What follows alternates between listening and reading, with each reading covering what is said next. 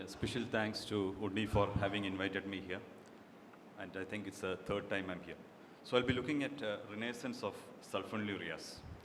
So basically, I'll just jump into the topic. If you look at sulfonylureas at a glance, we have been using it for a long time.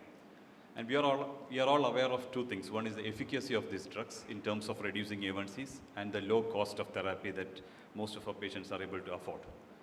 The disadvantages are generally hypoglycemia.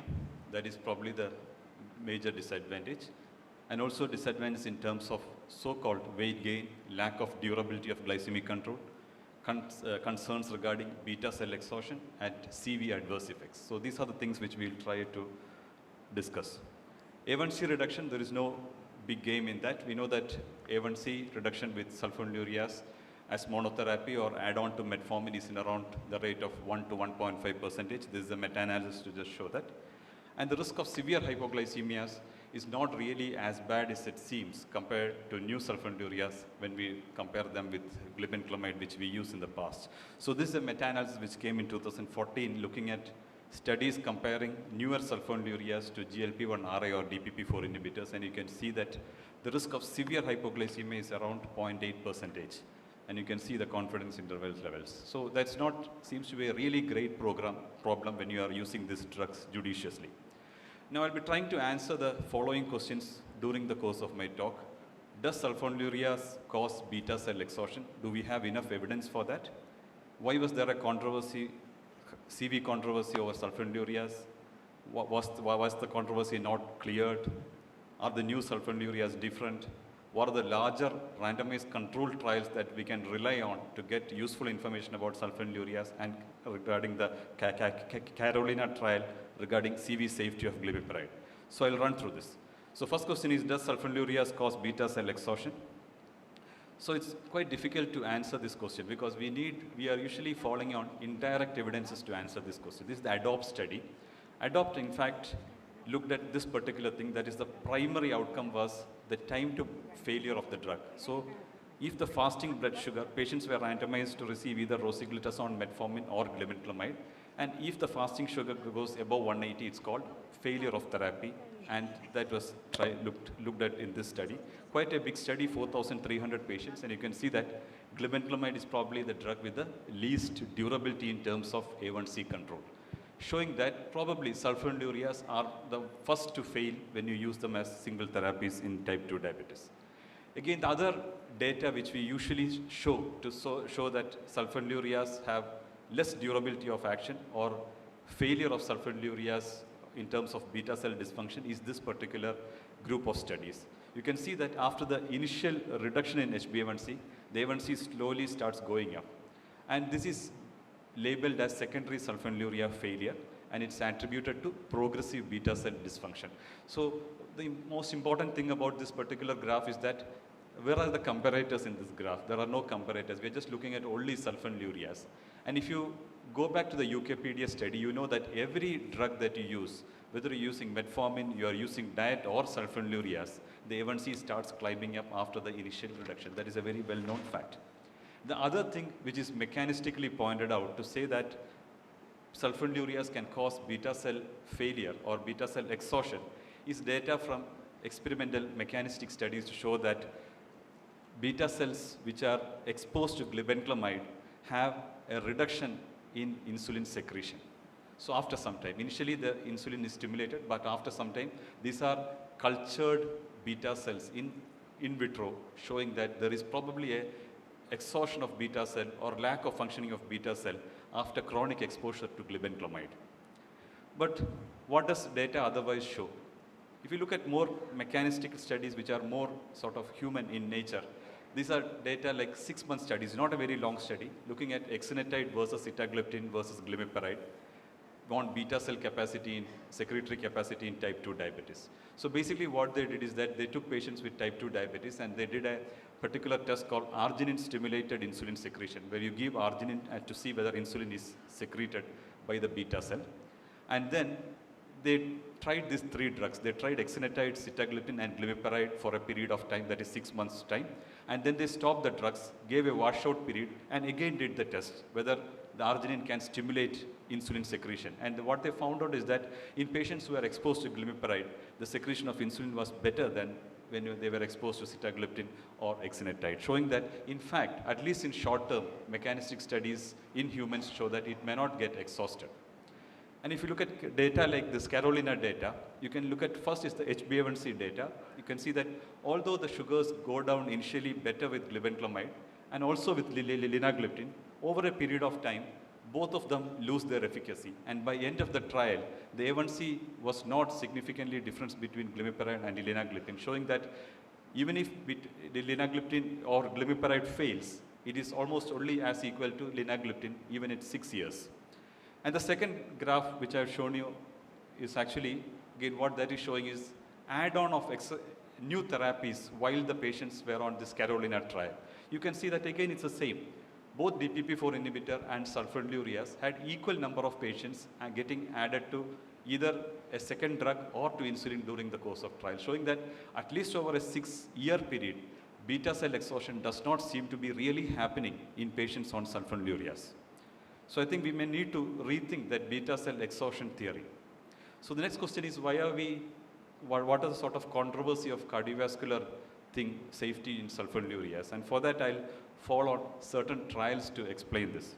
So why did it all start? It's basically based on this university group diabetes program, which was a study which was undertaken in the 1970s, where patients with type 2 diabetes were randomized into either tolbutamide, that is a first generation sulfonylurea, versus insulin versus diet. And during the course of the trial, they found that subjects randomized to tolbutamide had increased cardiovascular events compared to placebo. And then FDA had a black box warning on sulfonylureas, which even stands till today. This trial actually has heavy criticism for this trial in terms of the methodological reasons, including randomization was not proper. The inclusion of people even without diabetes, confirmed diabetes. The baseline CV risk of patients who were in the tolbutamide arm were higher. And CV deaths were not it's not the aim of the study to look at CV deaths. So basically, the University Group Diabetes Program stands possibly as the only study which has shown any significant sort of adverse things with sulfonylureas. The UKPDS, if you look at the UKPDS, you again know that this is a large study which looked at sulfonylureas, chlorpropamide and glipizide and glyburide as components of the intensive arm, along with insulin, and the median follow-up was 10 years. And there was reduction in mortality and morbidity in the intensive arm, which included sulfonylureas compared to the conventional arm. And there was no evidence to show that any of the sulfonylureas studied, chlorpropamide, glipizide or glyburide, had any effects on cardiovascular mortality. So other than the University Group Diabetes Program, there is limited data to support that. Then why is it that after 1970, we still get confused over the cardiovascular disadvantages of sulfonylureas? So we look at studies which did that. Is basically you had mechanistic studies, you had small randomized controlled trials where sulfonylureas were used as monotherapy and compared to either pioglitazone or DPP-4. These were not cardiovascular outcome trials, let me say. Various observational data, including large observational data, more than 1 lakh population, and meta-analysis of RCTs and observational studies. So these were the 4 data sets which we relied to discuss about sulfonylurea controversy. So there's one term called ischemic preconditioning. I think this is probably one of the terms which is always used when you talk about sulfonylureas. Basically what it means is that brief and recurrent episodes of myocardial ischemia may self-protect the myocardium from prolonged ischemia, and thereby it limits the size of the myocardial infarct. And this particular process of ischemic preconditioning involves various molecules, of which one important thing is the potassium ATPase channel. And we know that the potassium ATP channel is attached very much to sulfonylurea, and opening of the potassium ATP channel has important role in the ischemic preconditioning. So if you look again at human studies of ischemic preconditioning, and I tried to single out studies which are not glibenclamide based. So if you see glibenclamide based studies, almost all the human studies seem to be having some problem with ischemic preconditioning. But if you take out that and you put only glimepiride and glycoside studies, you can see that the ischemic preconditioning is not really impaired in patients using the newer sulfonylureas. And if you look at the randomized controlled trials of sulfonylureas, again, most of the trials are smaller in size. They have short follow-up. They did not have enough cardiovascular patients enrolled into the trial for cardiovascular outcomes. And if you look at a meta-analysis of 115 such trials, only 30 trials reported at least one cardiovascular event. So you can see the fallacy of using small, underpowered, randomized controlled trials to look at a cardiovascular outcome which they were not powered to look at. And if you look at large trials like ADVANCE or UKPDS, again, it did not look at one molecule versus another. It looked at one HbA1c versus another. And so again, you are not able to make out really if these trials did any good in terms of sulfonylurea and cardiovascular disease. So again, if you break down this meta-analysis into different meta-analysis and single out observational studies versus randomized studies, you can see that observational studies in fact showed increase in cardiovascular risk with sulfonylureas. We are all aware of the problems with observational studies. But if you look at randomized trials meta-analysis, it did not show much of problems. So just to summarize all this confusing data in this slide, most observational studies showed varied but weak association between sulfonylurea and cardiovascular disease. Most RCTs were small and underpowered. Meta-analysis of RCTs did not show any effect on cardiovascular outcomes. And this difference between RCTs, observational studies, and meta-analysis of RCT has in fact confused clinicians in terms of cardiovascular safety of sulfonylureas. The next question that we ask is, are new sulfonylureas different from older sulfonylureas? And are new drugs like glyclazide and glimepiride different from each other? Now, if you look at classification of sulfonylureas, I'm not going to the entire thing, but just to tell you that we classify them generally into first generation and second generation sulfonylureas. The first generation, tolbutamide and clopropamide, we don't use anymore in India. The second generation, which includes glibenclamide, glyclazide, and the third generation, which includes glimepiride, are the ones which we commonly use. And sulfonylureas receptors are much more prevalent than seen in beta cells. They do have presence even in the cardiovascular tissue. And SUs act on sulfonylurea receptors, leading to closure of potassium ATP channels, blocks the potassium efflux, leads on to membrane depolarization and insulin release. And they do have cross-reactivity with various other sulfonylurea receptors. So if you take out the different sulfonylurea receptors, you know that you can see from this picture that different SUs have actions on different sulfonylurea subtypes. And also they have difference in terms of association or dissociation from the sulfonylurea receptors, and also the affinity to various tissue sulfonylureas, which may in fact explain why they are not all the same and they should be seen as different molecules.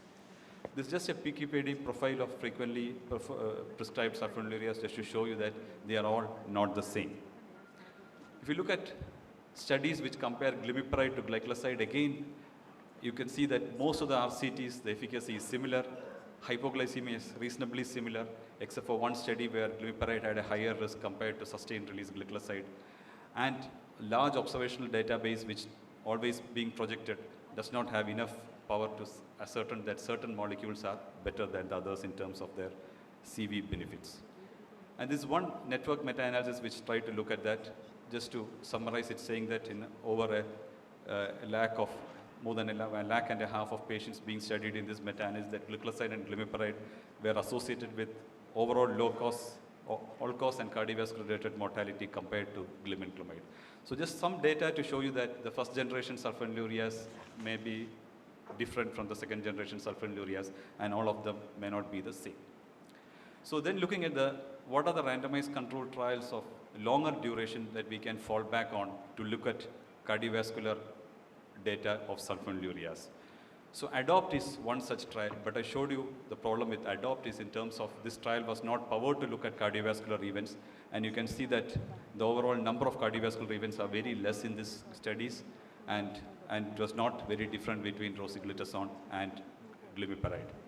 So again, this trial, although long in terms of the trial, it recruited patients with newly diagnosed type 2 diabetes, and hence we are not able to make out. TOSCA-IT is another trial which looked at pioglitazone versus other sulfonylureas, glimepiride, glyclazide, and glibenclamide. Quite a long trial in terms of duration, but it was stopped due to futility of the trial. 11% of patients randomized in this trial had cardiovascular disease. Outcomes were first occurrence of hard endpoints which include all-cause death, non-fatal MI, non-fatal stroke, and urgent coronary revascularization. Not a great study. Study had to be stopped. The primary outcome showed that pioglitazone versus sulfonylureas, there was no increase in cardiovascular risk with this thing, with sulfonylureas.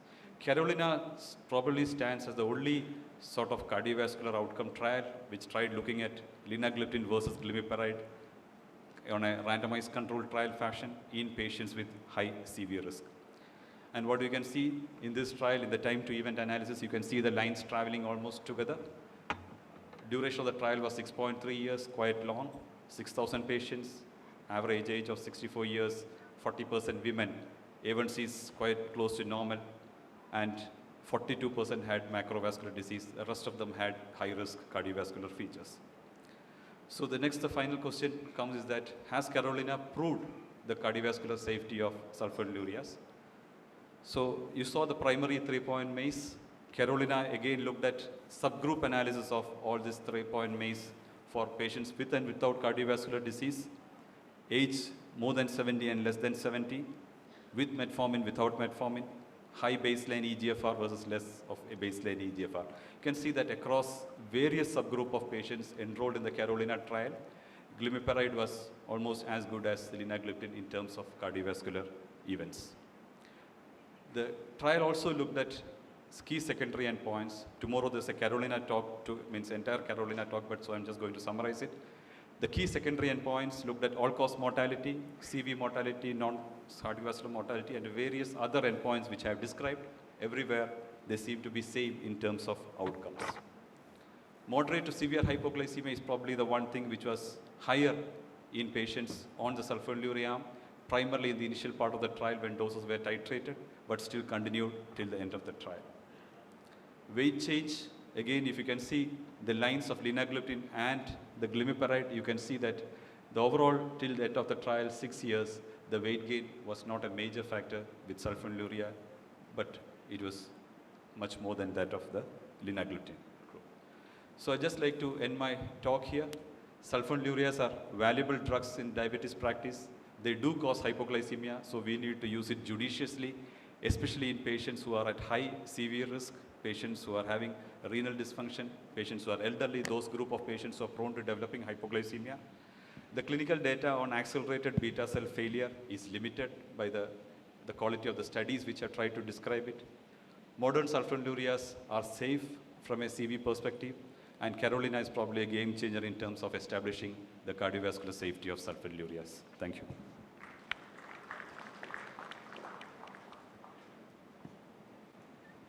Congratulations.